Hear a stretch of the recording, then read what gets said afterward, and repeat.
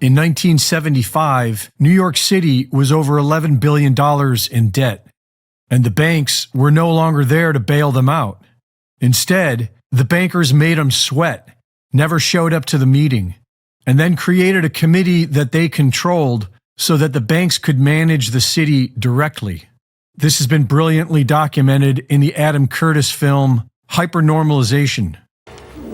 The announcement on behalf of the controller is that the offer, which we had expected to receive and announce at 2 o'clock this afternoon, is now expected at 4 o'clock.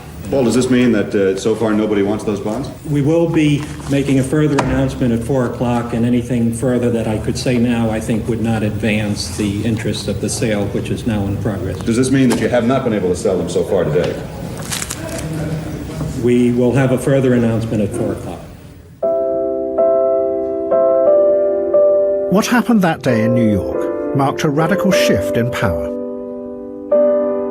The banks insisted that in order to protect their loans, they should be allowed to take control of the city. The city appealed to the president, but he refused to help. So a new committee was set up to manage the city's finances. Out of 9 members, 8 of them were bankers. It was the start of an extraordinary experiment where the financial institutions took power away from the politicians and started to run society themselves. That was nearly 50 years ago, and so you can be sure that the banks manage everything now. Politicians are merely their puppets, which was recently made blatantly obvious with the public display of Dianne Feinstein and her handlers.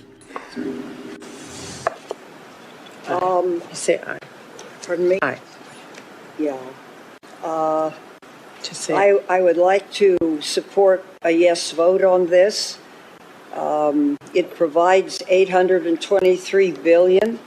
That's an increase of $26 billion for the Department of Defense. And it funds priorities submitted. yeah, just say aye. Okay, just aye. Thank you. Politicians are only there to keep the people divided and distracted, and they have so far been hugely successful at that. While a cashless society is slowly being built around us, everyone is hyper-emotional about something else and focused on fighting each other, which is most certainly exactly what the banks were shooting for.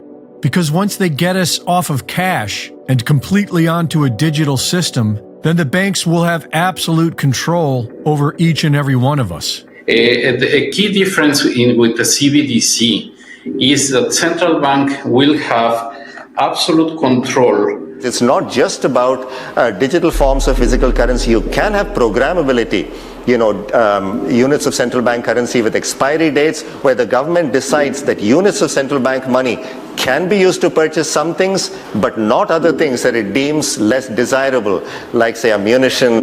Reporting for InfoWars, this is Greg Reese.